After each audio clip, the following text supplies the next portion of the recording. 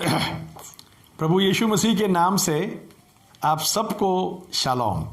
Shalom के मानी है परमेश्वर की शांति आपके साथ हो। हालेलुया।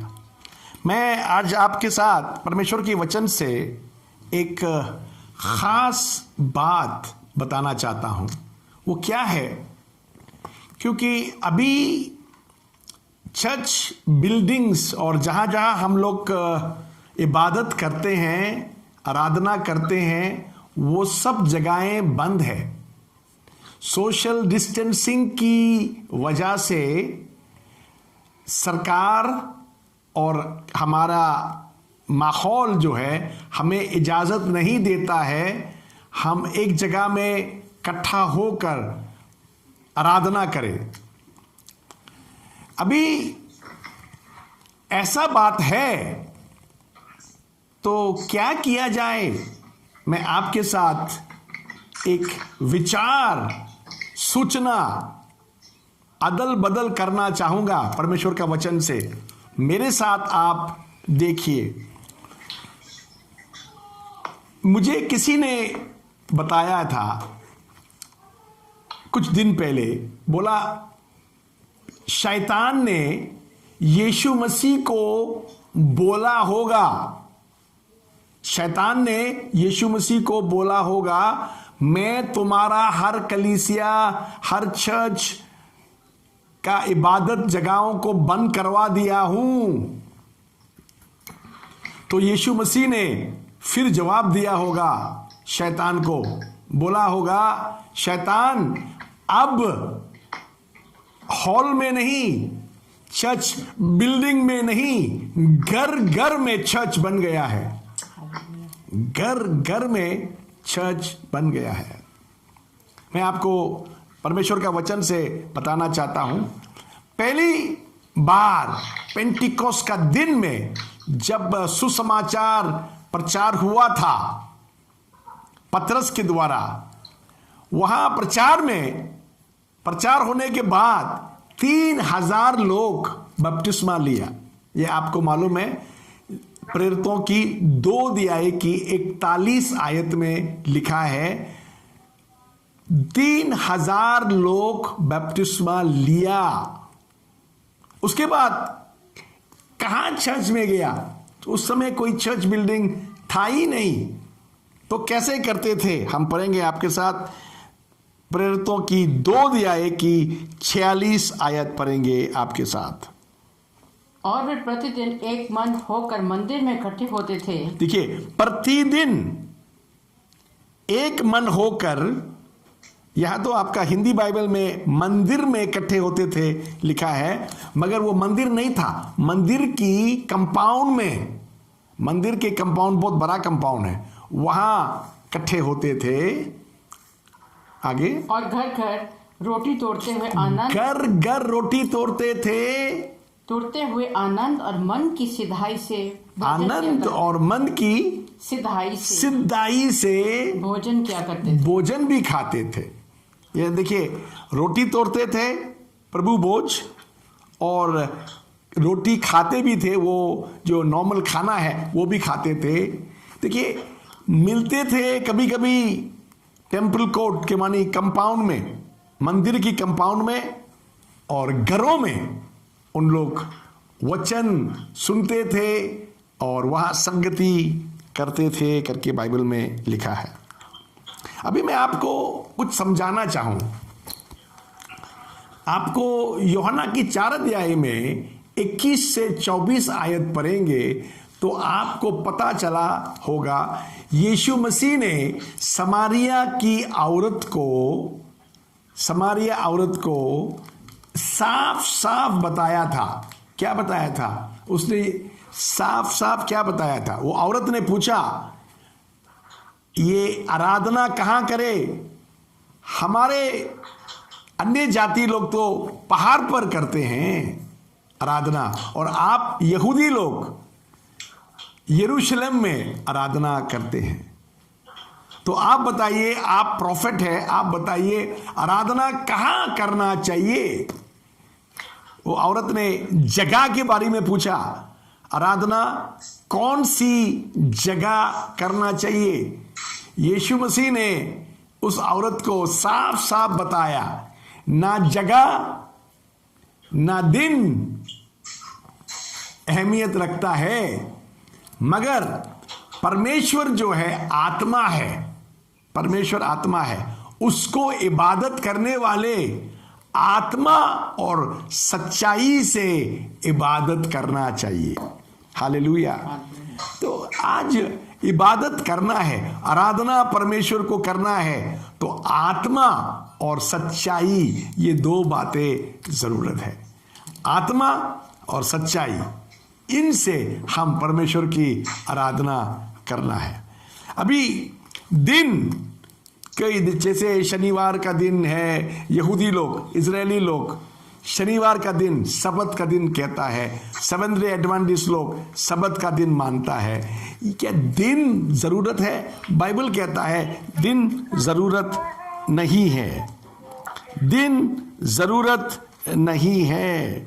यूहन्ना रोमियो की 14 अध्याय में बोलता है, आप चाहे दिन को मानना है मानो, नहीं मानना है मत मानो, मगर मानना या नहीं मानना परमेश्वर के लिए बड़ी बात नहीं है, क्योंकि परमेश्वर को इबादत हर दिन करना चाहिए, एक दिन नहीं, हफ्ता में। तो 46 आयत में हम देखता है लोग हर दिन उन लोग मिलते थे मंदिर के कंपाउंड में या घर घर में। बाद में मंदिर का कंपाउंड छोड़ के घर घर चले गया, हम यहां देखते हैं। अभी जब उन लोग मिल के क्या करते थे, हम देखेंगे 2 अध्याय की, प्रेरितों की 2 अध्याय की 42 आयत में देखता है 4 काम करते थे। क्या क्या करते थे? पहला काम, प्रेरितों का शिक्षा लेते थे। ये प्रेरितों का शिक्षा क्या चीज है? मत्ती की 28 अध्याय की 20 आयत में यूं लिखा है, यीशु मसीह ने चेलों से कहा, जो तुम्हें मैंने सिखाया है वो चेलों को सिखाओ। जो तुम्हें मैंने सिखाया है तुम चेलों को सिखाओ। इसके मानी है यीशु मसीह ने चेलों को सिखाया था जीवन कैसा जीना चाहिए, क्या करना चाहिए, क्या नहीं करना चाहिए। वो सब बातों को अब प्रेरितों की शिक्षा समझकर अभी लोग लेते हैं। यीशु मसीह ने चेलों को सिखाया था, चेलों ने, प्रेरितों ने कलीसिया को और अपने चेलों को सिखा रहा है। इसको कहता है प्रेरितों की शिक्षा। उसके बाद दूसरी बात, संगति करने के बाद, संगति कैसे करेंगे? इब्रानी के 10 अध्याय की 25 आयत में लिखा है, संगति ऐसा करना, दिन निकट आ रहा है, एक दूसरे को उत्साह देना है, बोलना है, हया मत छोड़िए, काम करते रहे, यीशु मसीह आने वाला बहुत करीब हो गया है। लोगों को एक दूसरे को सिखाना और समझाना है। तीसरी बात, रोटी तोड़ना। ये रोटी तोड़ना क्यों है? 1 कोरिन्थियों 11 अध्याय में ये एक अहदनामा है, परमेश्वर के साथ बांधने वाला वाचा है। 1 कोरिन्थियों 11 अध्याय हम पढ़ते हैं 23 से 31 आयतों में हम देखते हैं हमारे अंदरूनी जीवन को साफ करना है, सलीब के लायक जीवन जीना है। तो यहां रोटी तोड़कर हम अंदर से किसी को माफ नहीं किया, माफ करते हैं, मन को साफ कर देते हैं, मन में किसी के भेदभाव और कोई बातें नहीं लाते।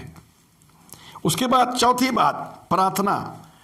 प्रार्थना कैसे करना चाहिए? 1 तीमुथियुस 2 अध्याय की 8 आयत में लिखा है, 1 तीमुथियुस 2 अध्याय की 8 आयत में आपके साथ पढ़ना चाहेंगे। प्रार्थना कैसे करें?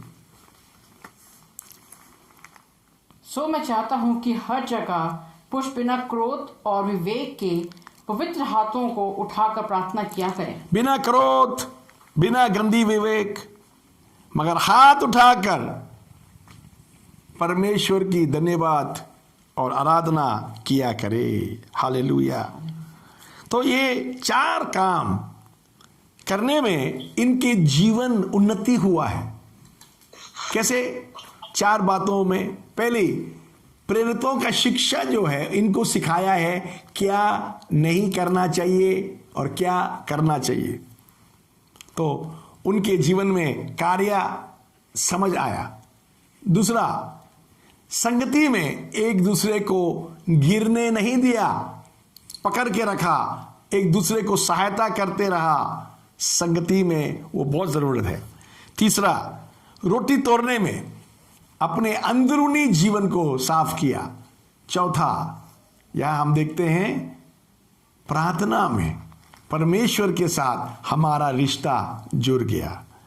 इसके बाद ये लोग कहाँ कहाँ जाते थे हम देखते हैं। पहली आयत हम देखते हैं। अभी ये लोग क्या है, कितने लोग हैं? 3000 लोग हैं। ये 3000 लोग इकट्ठा होना है।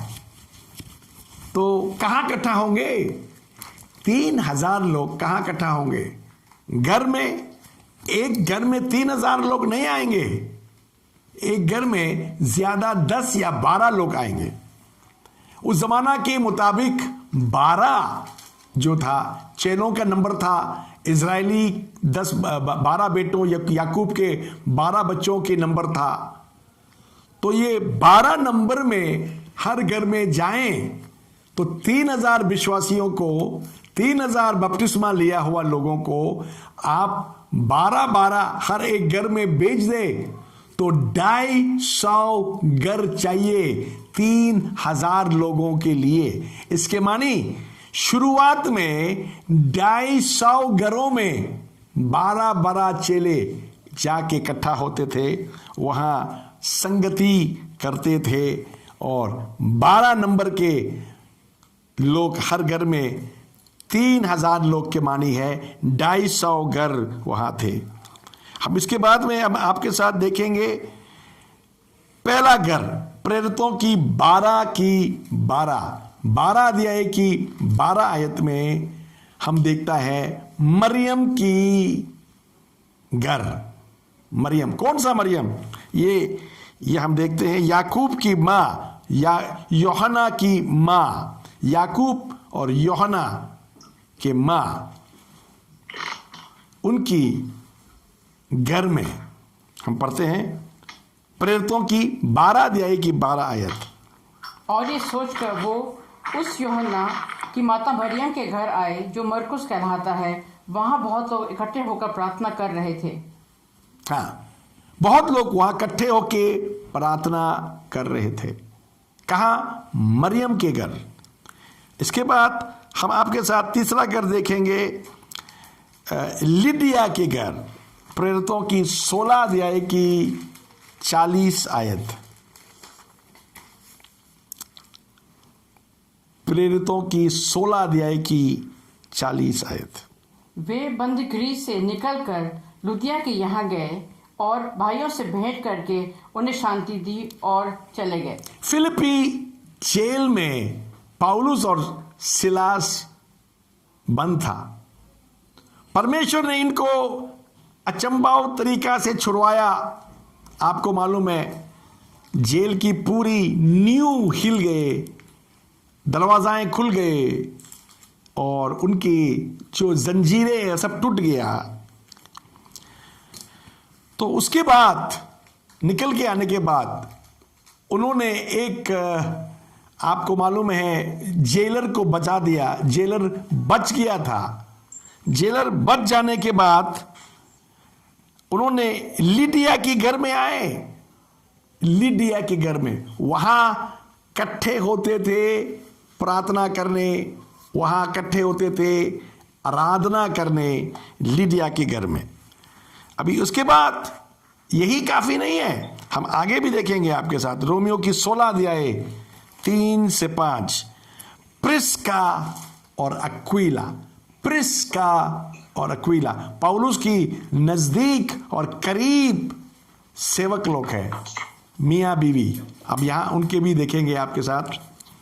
हम यहां देखते हैं, प्रिस्का और अक्विला को, जो यीशु में मेरे सहकर्मी हैं, नमस्कार। उन्होंने मेरे प्राण के लिए अपना ही सिर दे दिया था, और केवल मैं ही नहीं वरन अन्य जातियों की सारी कलीसियां भी उनका धन्यवाद करती हैं। और उस कलीसिया को जो नमस्कार जो उनके घर में है। मेरे प्रिय प्रिस्का और अक्विला का घर के कलीसिया, वह घर में कलीसिया लगते थे। एक और आयत पढ़ेंगे, पहला करंथियों 16 अध्याय की 19 आयत। पहला करंथियों 16 अध्याय की 19 आयत। आसिया की कलीसियाओं की ओर से तुमको नमस्कार। अक्विला और प्रिस्का का और उनके घर की कलीसिया का भी तुमको प्रभु में बहुत बहुत नमस्कार। बाइबल में हम देखते हैं प्रिस्का और अक्विला का घर के कलीसिया बहुत काम करते हैं, और वो कलीसिया घर में लगते हैं, कोई हॉल में नहीं। अभी हम देखेंगे 5वां, निम्फा। आपने नाम सुना, निम्फा? निम्फा कोलोसियों 4 की 15 में, निम्फा।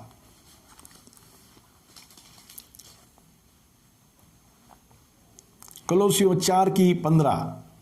लुदकिया के भाइयों को और नुम्फास और उनके घर की कलीसिया को नमस्कार। निम्फा की घर की कलीसिया को नमस्कार कर रहा है। निम्फा बहुत अच्छी बहन है, प्रभु में बहुत अच्छा सेवा करने वाली बहन है। उसके घर में कलीसिया लगता है। निम्फा की घर की कलीसिया कोलोसियों की 4 अध्याय की 15 आयत में लिखा है। उसके बाद फिलेमोन और अफियाहा का घर के कलीसिया। फिलेमोन 1 अध्याय 1 और 2 आयत पढ़ेंगे।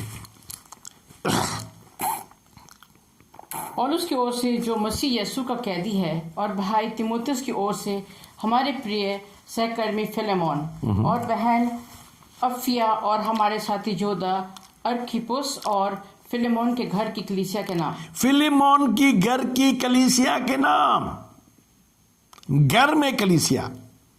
आगे हम देखें 7वां बात है, और भी कलीसियाएं घर में होते थे। इनका ही नहीं, और भी होते थे। हम पढ़ेंगे प्रेरितों की 5 की 42।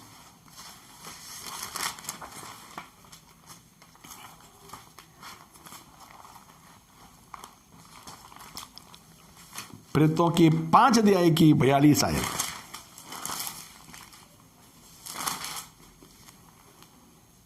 और प्रतिदिन मंदिर में और घर घर में उपदेश करने और इस बात का सुसमाचार सुनाने से कि यीशु ही मसीह है, ना रुके। घर घर में, एक घर नहीं, घर घर में।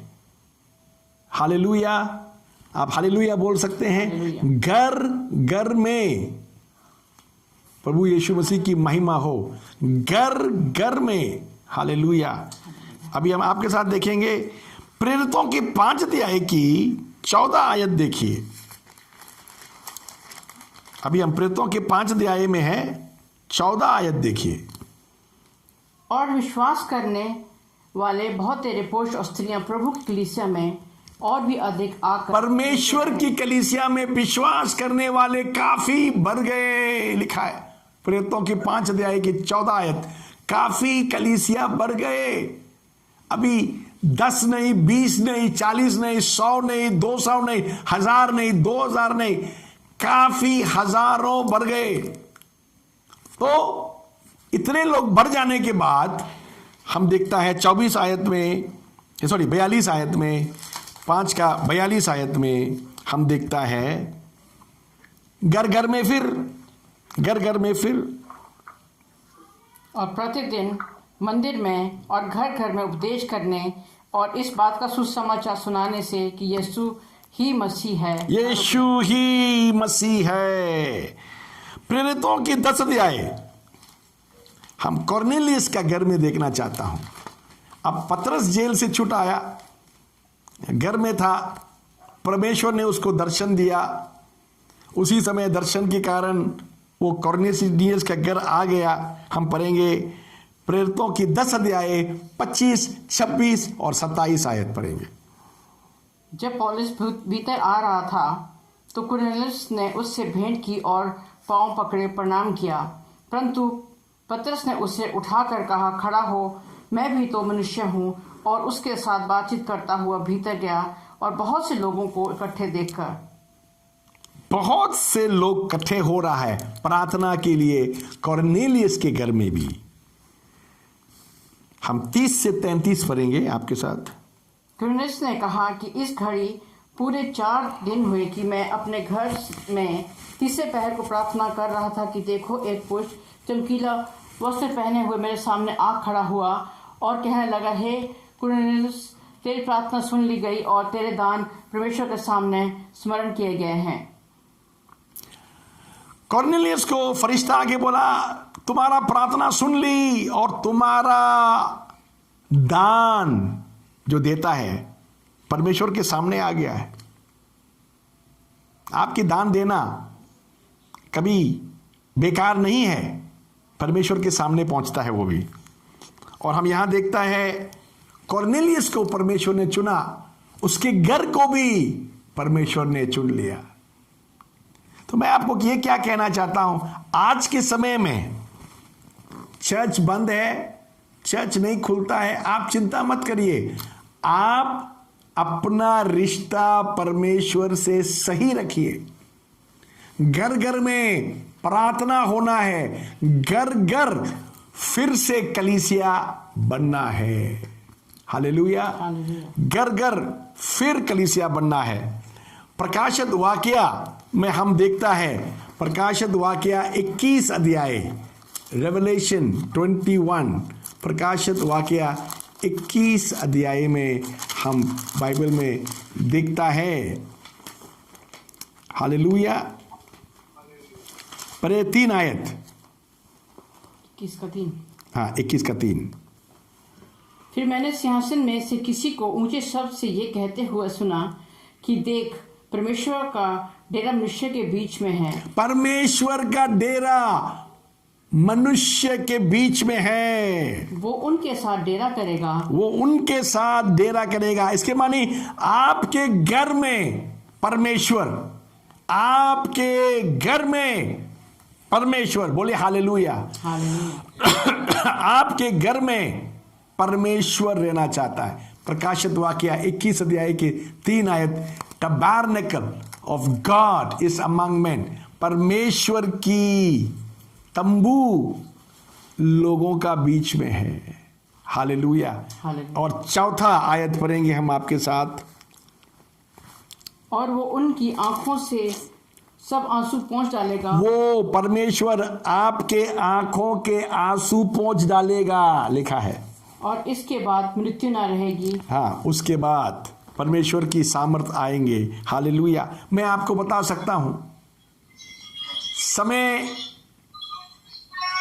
आ गया है। जब तक आपके गिरजाघर की दरवाजा खुल नहीं जाए, आपको मैं बता दूं, आपके घर को ही परमेश्वर चुन लिया है।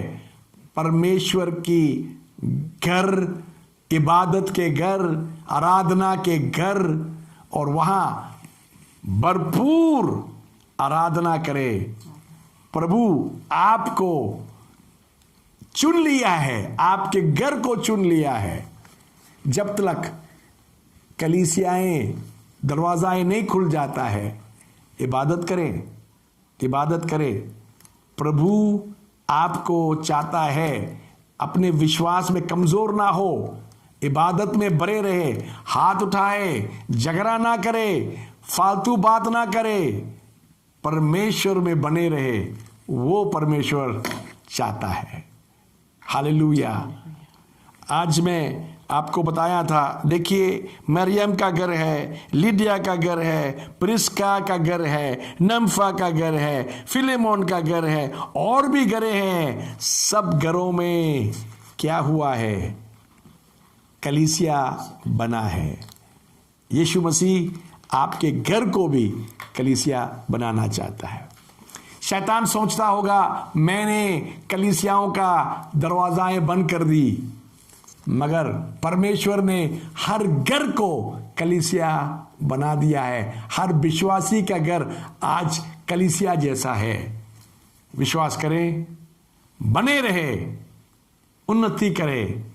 प्रभु आपसे प्यार करता है।